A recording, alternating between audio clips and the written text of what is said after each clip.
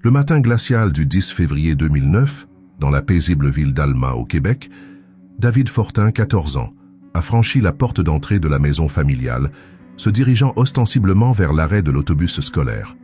Il portait un chaud manteau d'hiver rouge pour se protéger du froid. Sa mère a entendu la porte se fermer, notant qu'il était parti quelques minutes plus tôt que d'habitude, mais n'y a guère prêté attention.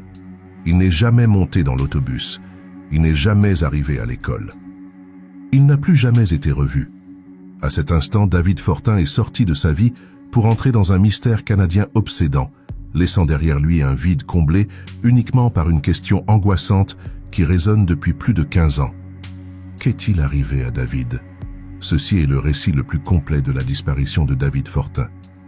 C'est une histoire qui transcende le récit typique d'une personne disparue, plongeant dans l'impact dévastateur du harcèlement incessant, les mécanismes complexes d'une enquête policière à long terme et le drame humain profond d'une famille forcée de vivre avec le tourment d'une perte ambiguë. Une famille dont les ressources, tant émotionnelles que financières, ont été mises à rude épreuve. Avant de plonger au cœur de cette affaire, il est crucial de clarifier une source importante de confusion publique. Le nom David Fortin n'est pas unique, et les recherches en ligne sur l'affaire donnent un mélange déroutant et pénible d'individus sans lien. Ce documentaire concerne exclusivement l'adolescent disparu d'Alma, au Québec. Il est essentiel de distinguer son cas des autres qui se sont numériquement enchevêtrés avec son histoire, créant une distorsion douloureuse pour une famille qui subit déjà une souffrance inimaginable. En examinant méticuleusement les événements qui ont précédé la disparition de David, l'enquête de plusieurs années qui a suivi, le plaidoyer inlassable de sa famille et l'héritage social durable de l'affaire, nous fournirons une analyse nuancée et exhaustive. Nous explorerons l'anatomie d'une affaire non résolue, la psychologie d'un adolescent harcelé et la veillée sans fin d'une famille suspendue entre l'espoir et le désespoir. Si vous avez déjà été touché par une histoire de disparition ou si vous croyez au pouvoir de la mémoire collective, restez avec nous et abonnez-vous à Traces perdues pour ne manquer aucune de nos enquêtes. Les dernières heures avant la disparition de David Fortin étaient en surface banales. Pourtant, vues à travers le prisme de sa disparition, ces moments ordinaires ont été scrutés pendant plus d'une décennie, chaque détail magnifié et imprégné d'une signification potentielle. Le souvenir de la famille de ce matin-là est devenu une source principale, bien que douloureuse, pour l'enquête, transformant des interactions ordinaires en prologue d'une tragédie. Juste avant 8 heures du matin, David s'est approché de sa mère, Caroline Lachance, et lui a demandé de le conduire à l'école. Elle lui a répondu qu'elle ne pouvait pas le faire. Contrairement à de nombreux adolescents qui auraient pu argumenter ou insister, David n'a pas insisté. Il a simplement accepté sa réponse. Cette acceptation tranquille, apparemment triviale à l'époque, serait plus tard interprétée comme un signe possible qu'il avait déjà un autre plan en tête, un plan qui n'impliquait ni ses parents, ni l'autobus scolaire. Peu après cet échange, David a enfilé son manteau d'hiver rouge distinctif, un vêtement qui figurerait en bonne place sur les affiches de personnes disparues pendant des années, et s'est préparé à partir. Sa mère a remarqué qu'il partait pour l'arrêt de bus 5 à 10 minutes plus tôt que sa routine habituelle. C'était une déviation subtile, le genre de petit changement dans un schéma quotidien qu'un parent pourrait observer mais pas remettre en question. N'importe quel autre jour, un adolescent partant quelques minutes plus tôt serait insignifiant. Dans le contexte de ce qui a suivi, cependant, ce détail est devenu un point central de l'analyse. Est-il parti tôt pour s'assurer de manquer le bus? Chronométrait-il son départ pour rencontrer quelqu'un ou pour commencer un voyage qu'il avait planifié en secret? Caroline Lachance a entendu la porte d'entrée se fermer et a vu son fils s'éloigner de leur maison à Alma. Il se dirigeait vers l'arrêt de bus qui devait l'emmener à l'école secondaire Camille Lavoie. C'était la dernière fois qu'elle le verrait. David n'est jamais monté dans l'autobus scolaire et il n'est jamais arrivé pour ses cours. Le rythme ordinaire d'un matin de semaine a été brisé, remplacé par un silence qui n'a toujours pas été rompu. La signification rétrospective de ces derniers moments illustre comment le prisme de la tragédie peut transformer le banal en monumental, laissant une famille à passer sans cesse au crible l'ordinaire, à la recherche d'indices sur l'extraordinaire. Au cœur de la disparition de David Fortin se trouve un récit sombre et persistant d'abus. Dès les premiers jours de l'enquête, la théorie principale avancée à la fois par ses parents et par la Sûreté du Québec était que David s'était enfui pour échapper à un harcèlement incessant à l'école. Sa mère, Caroline Lachance, reste convaincue que son fils a fui un environnement qui était devenu insupportable. Il ne s'agissait pas d'une dispute récente ou d'un conflit singulier, c'était l'aboutissement de près d'une décennie de tourments systématiques. Le harcèlement a commencé dès la maternelle et s'est poursuivi, sans relâche, tout au long de l'école primaire et jusqu'au secondaire. C'était une campagne de harcèlement à multiples facettes qui le ciblait pour un trouble de la parole, faisant de lui une cible facile pour ses pairs. L'abus était à la fois psychologique et physique, et sa gravité s'est intensifiée au fil des ans. Le coût de cette intimidation n'était pas seulement émotionnel, mais il commençait à affecter tous les aspects de sa vie. En 2008, un incident a été signalé où un groupe de jeunes a poursuivi David alors qu'il était à vélo, l'a coincé dans une impasse et lui a volé son vélo. Il a été forcé de traverser un ruisseau à gué pour s'échapper, trouvant finalement refuge chez son cousin. La nuit précédant sa disparition, la situation a atteint un point critique. David a confié à ses parents qu'il avait été explicitement menacé à l'école. Il leur a dit qu'on lui avait promis un coup de poing dans la gueule, une menace directe de violence physique à laquelle il devait faire face le lendemain. Cette menace spécifique, superposée à des années d'abus, est largement considérée comme le catalyseur final de sa décision de disparaître. Les discussions en ligne entre des personnes familières avec l'affaire ont également souligné une autre couche potentielle du harcèlement, des railleries homophobes. Selon ces récits, après que des camarades de classe aient découvert de la musique d'Hannah Montana sur son iPod, ils ont commencé à l'accuser d'être gay et à utiliser des insultes désobligeantes. À mesure que le harcèlement s'intensifiait, la réponse de David fut de se replier sur lui-même. Il a progressivement cessé de parler à ses parents du tourment quotidien qu'il endurait, une réaction courante chez les victimes qui veulent soit protéger leurs proches de la douleur, soit craignent que l'intervention des adultes n'entraîne que des représailles et n'aggrave leur situation. Son silence, cependant, ne signifiait pas que le problème était invisible. La situation à l'école secondaire Camille Lavoie était devenue si grave et si bien connue de l'administration qu'ils avaient pris la mesure extraordinaire d'assigner un gardien de sécurité pour surveiller David tout au long de la journée scolaire. La présence même de ce gardien de sécurité témoigne de l'échec des systèmes standards de l'institution à le protéger. Bien qu'elle soit conçue comme une protection, cette mesure a peut-être eu un effet paradoxal. Au lieu de le faire se sentir en sécurité, la surveillance constante a pu amplifier son sentiment d'être une cible marquée, le stigmatisant et renforçant l'idée que son environnement était fondamentalement hostile. Quand un enfant croit que parler aux adultes ne fait qu'aggraver les abus, et que la solution ultime offerte par ces adultes n'est pas la résolution mais le confinement par un garde, la confiance dans le système s'érode. De ce point de vue, la décision de David de fuir peut être vue non pas comme un acte irrationnel d'un adolescent, mais comme un choix logique et calculé de quitter un système qu'il percevait comme ayant échoué à fournir une véritable sécurité, n'offrant qu'un rappel constant et visible de sa vulnérabilité. La fuite a pu sembler être la seule voie restante vers l'autopréservation. Dès qu'il est devenu évident que David Fortin n'était pas arrivé à l'école le 10 février 2009, la Sûreté du Québec, SQ, a lancé une enquête à grande échelle. Depuis plus de 15 ans, ce dossier n'a jamais été clos. Il reste une enquête active, un témoignage de la nature durable du mystère et de l'espoir, aussi faible soit-il, d'une résolution. La trajectoire de l'enquête au cours de cette longue période révèle cependant une évolution distincte de la stratégie, passant d'une recherche active sur le terrain à une veille passive basée sur l'information, caractéristique d'une affaire non résolue. Dans les suites immédiates de la disparition de David, la réponse policière a été robuste et active. Des recherches physiques ont été menées par des officiers et des bénévoles, et des plongeurs de la police ont été déployés pour fouiller la rivière Petite Décharge qui traverse Alma à la recherche de tout signe du garçon. La SQ a lancé des appels publics à l'information, mettant en place une ligne de dénonciation dédiée qui recevrait plus d'1 millier d'informations au cours des 5 premières années seulement. Alors que les jours se transformaient en semaines, puis en années sans percée, les outils d'enquête ont commencé à changer.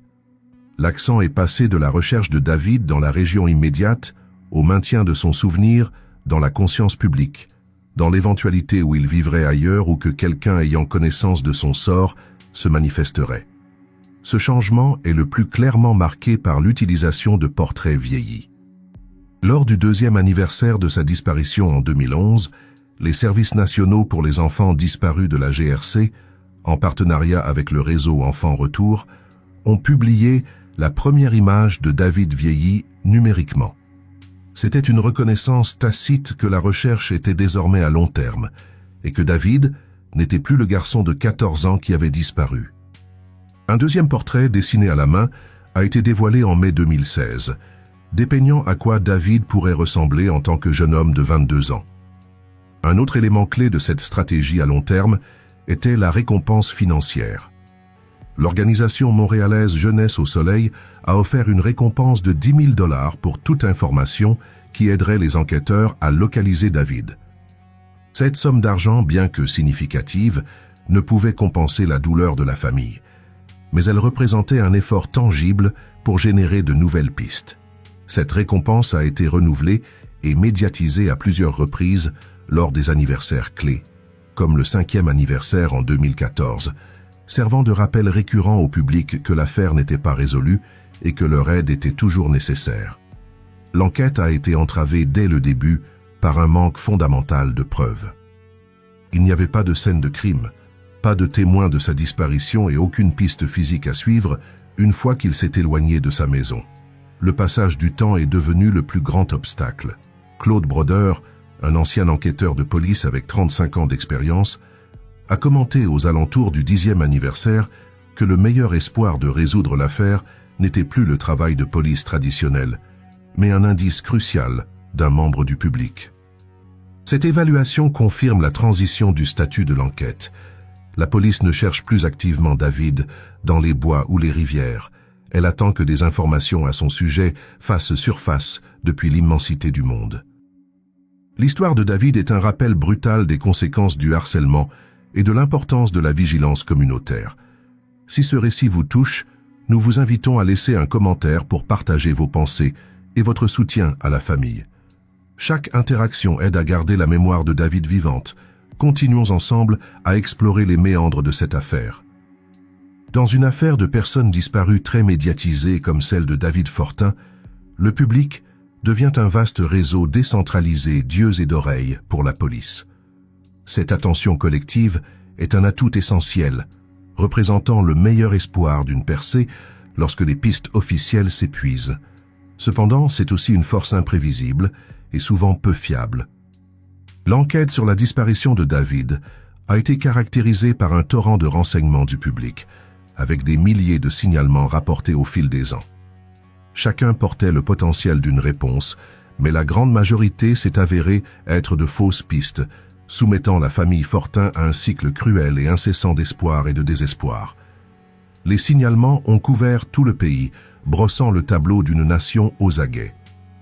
Des gens ont prétendu voir David dans des bars de Montréal, dans la ville de Winnipeg, et même dans la banlieue de Vancouver. L'un des derniers signalements rapportés avant 2014 se situait dans l'est de Montréal, à l'angle des rues Georges-Phy et Notre-Dame. Mais comme tous les autres, la police a enquêté et n'a rien trouvé. Ces faux positifs sont un phénomène courant dans de tels cas. Le cerveau humain est programmé pour trouver des schémas, et lorsqu'une image est aussi largement diffusée que celle de David, les gens sont enclins à voir une ressemblance chez des étrangers, leurs bonnes intentions menant par inadvertance à plus de douleur pour la famille. Le coût psychologique de ces fausses alertes est incalculable.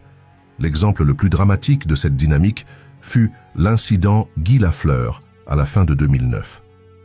Une femme d'Alma, regardant une interview télévisée avec la légende du hockey des Canadiens de Montréal, a repéré un adolescent en arrière-plan qu'elle croyait être David.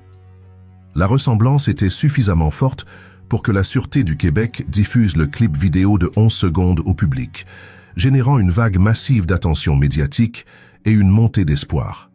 Pendant une brève période, cela semblait être la percée que tout le monde attendait. l'espoir fut de courte durée. Tard dans la même nuit, une femme de Montréal a contacté les autorités pour dire que le garçon dans la vidéo était en fait son fils. La piste qui avait semblé si prometteuse s'est évaporée. Cet épisode est une étude de cas puissante sur la nature à double tranchant de l'implication du public, où les mécanismes mêmes conçus pour aider, l'amplification médiatique et la vigilance publique, peuvent devenir des instruments de traumatisme psychologique répétés pour la famille en quête de réponse. Malgré le défilé incessant de fausses alarmes, une série d'indices a fourni à la famille un fil d'espoir crédible. La mère de David, Caroline, a parlé de plusieurs témoins indépendants qui ont tous donné une histoire similaire. Ils ont vu un garçon correspondant à la description de David se dirigeant vers le sud-ouest depuis Alma, voyageant à travers les villes voisines de Métabetchouan et Lac-Bouchette. Cet itinéraire potentiel mène vers la région peu peuplée de la Mekinac, située au nord de Trois-Rivières. Ce récit est renforcé par un rapport distinct d'un chauffeur de camion qui a affirmé avoir pris en stop un adolescent ressemblant à David près de Berthierville. Le chauffeur a déposé le garçon près d'un sanctuaire et quand il est revenu après avoir allumé une bougie, il a vu l'adolescent monter dans une voiture sous-compacte bleue. Bien qu'impossible à vérifier définitivement, la cohérence de ces récits a fourni à la famille le scénario le plus plausible de ce qui aurait pu se passer dans les premiers jours après le départ de David. Un voyage délibéré, entrepris sur un coup de tête, sans savoir où aller. L'histoire de la disparition de David Fortin est inextricablement liée à l'histoire de la détermination inébranlable de ses parents. Pendant plus de 15 ans, Caroline Lachance et Éric Fortin se sont tenus comme les architectes de la recherche, refusant de laisser le souvenir de leur fils s'estomper ou son cas être oublié. Leur parcours est une étude de cas profonde sur l'expérience de la perte ambiguë, un terme inventé par la thérapeute familiale Dr. Pauline Boss pour décrire le deuil unique et compliqué ressenti lorsqu'un être cher est physiquement absent mais pas psychologiquement parti. C'est une perte sans clôture, un état d'être figé dans l'incertitude. Caroline Lachance a parfaitement articulé ce tourment, déclarant simplement « Rien n'est pire que de ne pas savoir ». Dans cet état de limbe, l'espoir devient à la fois un mécanisme de survie et une source de profonde vulnérabilité. La famille Fortin a dû cultiver activement l'espoir pour endurer les années de silence, mais cet espoir même est ce qui rend chaque fausse piste et chaque anniversaire qui passe si dévastateur. Leur parcours émotionnel est un cycle continu et épuisant de gestion et d'être blessés par leur propre espoir. Chaque indice qui a apporté une explosion de joie a été suivi d'une déception écrasante lorsqu'il n'a mené nulle part. Ils ne peuvent abandonner l'espoir, car ce serait abandonner leur fils. Pourtant, en s'y accrochant, il reste perpétuellement exposé à la douleur de son échec à se réaliser. Le fardeau financier de la recherche, combiné à cette charge émotionnelle, est immense. Cet espoir s'est manifesté par une série d'actes tangibles et profondément émouvants. Dans un geste à la fois pratique pour l'enquête et puissamment symbolique, Caroline a soigneusement conservé certains des effets personnels de David. Elle a enveloppé ses vêtements dans des housses de protection et a rangé un gobelet, les gardant en sécurité au cas où les enquêteurs auraient un jour besoin d'une source de son ADN. La famille a également tenté de trouver une logique dans l'illogique en marquant les étapes importantes. En juin 2012, ils ont organisé une fête pour le 18e anniversaire de David.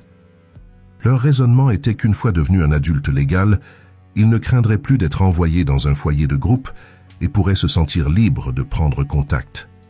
Cet acte révèle une tentative désespérée d'imposer un cadre rationnel à son silence, de croire qu'il y a une raison qui peut être surmontée. Surtout, les Fortin ont canalisé leur deuil privé en plaidoyer public. Ils se sont constamment engagés avec les médias, utilisant les anniversaires de la disparition de David pour s'assurer que son visage et son histoire restent dans la conscience publique. La page Facebook personnelle de Caroline est devenue un journal public du parcours de sa famille, où elle publie des messages touchants à son fils, partageant son chagrin et son amour et son espoir inébranlable avec le monde. Peut-être plus significativement, la famille a transformé sa douleur en objectif. En s'associant au réseau Enfants Retour pour lancer le programme anti-intimidation En toute sécurité, ils sont passés du statut de victime d'une tragédie à celui de puissants défenseurs de la prévention. Ils ont pris l'expérience la plus douloureuse de leur vie et l'ont utilisée pour construire quelque chose de constructif, quelque chose visant à s'assurer qu'aucune autre famille n'ait à endurer leur veillée sans fin. Dans le vide de preuves tangibles qui a défini l'affaire David Fortin, un certain nombre de théories et de pistes spéculatives ont émergé au fil des ans. Sans scène de crime et sans dernier signalement définitif, l'affaire est devenue une toile sur laquelle divers récits, certains plausibles, d'autres bizarres, ont été projetés. Théorie 1. La fugue. Cela reste la théorie principale et la plus largement acceptée, soutenue par les parents de David et les enquêteurs initiaux. Elle est enracinée dans la preuve psychologique la plus concrète disponible, la décennie de harcèlement intense que David a subi, culminant avec une menace directe de violence la nuit précédant sa disparition. Cette théorie postule que David a fait un choix conscient, bien que désespéré, de fuir une situation intolérable. Le groupe de signalement d'un garçon correspondant à sa description, se dirigeant vers le sud-ouest, fournit une trajectoire potentielle, bien que non confirmée, pour cette fuite.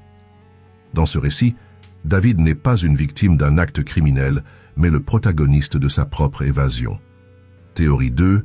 Le suicide compte tenu de la profonde détresse psychologique associée au harcèlement à long terme, la possibilité que David se soit suicidé ne peut être écartée. Cette théorie, souvent discutée dans les forums en ligne dédiés à l'affaire, représente l'issue potentielle la plus sombre du tourment auquel il a été confronté. Le vaste territoire sauvage et peu peuplé de la région du Saguenay-Lac-Saint-Jean offre d'innombrables endroits où un corps pourrait rester non découvert pendant des années, voire indéfiniment. Cependant, sans notes laissées derrière et sans reste jamais retrouvé, cette théorie reste entièrement spéculative. Théorie 3. L'acte criminel. Dans toute affaire de personnes disparues, la possibilité d'un accident ou d'un enlèvement criminel doit être envisagée. Il est possible que David, après avoir quitté son domicile, ait été victime d'un acte criminel aux mains d'un inconnu ou ait subi un accident mortel. Comme pour la théorie du suicide, il n'y a aucune preuve directe pour étayer cela. Aucun témoin ne s'est manifesté et aucun signe de lutte ou de crime n'a jamais été localisé. La piste la plus bizarre, le communicateur anonyme. L'élément le plus déroutant et controversé de l'affaire a peut-être émergé en 2011, lorsqu'un individu anonyme a commencé à laisser des messages au célèbre chroniqueur judiciaire québécois, Claude Poirier. L'appelant, dont l'identité n'a jamais été déterminée, a prétendu héberger David et a posé une série de conditions étranges pour son retour. Qu'aucune accusation criminelle ne soit portée contre la personne qui avait aidé et logé David, que les parents de David quittent les témoins de Jéhovah et que sa communauté respecte son orientation sexuelle. Cette piste a provoqué un bref émoi, mais sa crédibilité s'est rapidement effondrée. Caroline Lachance a immédiatement réfuté une prémisse clé des affirmations de l'appelant, déclarant sans équivoque que sa famille n'avait jamais été membre des témoins de Jéhovah et que l'orientation sexuelle de son fils n'avait jamais été un problème. Les appels anonymes étaient très probablement un canular cruel et élaboré. Alors que la disparition de David Fortin a laissé un vide dans sa famille et sa communauté, elle a également créé un puissant héritage d'action sociale. Son histoire est devenue un symbole tragique et très médiatisé des conséquences dévastatrices du harcèlement, agissant comme un catalyseur pour des initiatives de prévention et de sensibilisation au Québec et au-delà. L'héritage le plus direct et tangible de l'affaire est le programme En toute sécurité, Safety, Trust, Awareness and You, STAY, lancé par le réseau Enfants Retour lors du 5e anniversaire de la disparition de David en février 2014. Le programme a été développé en collaboration avec ses parents. Le programme a été conçu comme un atelier d'1 heure pour les élèves du secondaire, visant à leur fournir les outils pour naviguer dans des situations difficiles et dangereuses. Son objectif principal est d'enseigner aux adolescents comment faire face aux menaces, au harcèlement et au harcèlement sexuel, en identifiant des adultes de confiance et des ressources accessibles au sein de leur communauté. Le message central du programme est que fuguer n'est pas la solution. Cet investissement dans la prévention est peut-être le meilleur usage que l'on puisse faire des leçons tirées de cette tragédie. L'affaire David Fortin a eu un impact plus large sur le discours public entourant le harcèlement. Le courage de ses parents à parler ouvertement et à plusieurs reprises du tourment que leur fils a enduré a aidé à démystifier l'idée fausse du harcèlement comme un rite de passage inoffensif. Leur histoire a mis à nu le potentiel des abus psychologiques et physiques à dégénérer en une crise qui change la vie. L'histoire de David Fortin, de cette manière, est devenue une partie permanente du cadre éducatif pour la sécurité des enfants au Québec. Plus de 15 ans se sont écoulés depuis que David Fortin a quitté sa maison. Il serait maintenant un homme dans la trentaine. L'enquête sur sa disparition est officiellement une affaire non résolue, un dossier qui reste ouvert à la Sûreté du Québec, mais qui ne fait plus l'objet d'une recherche active et quotidienne. Son visage, vieilli par les artistes de la police, reste sur le site web du réseau Enfants Retour, une sentinelle silencieuse dans une galerie de disparus. La caractéristique déterminante de l'affaire David Fortin est son ambiguïté.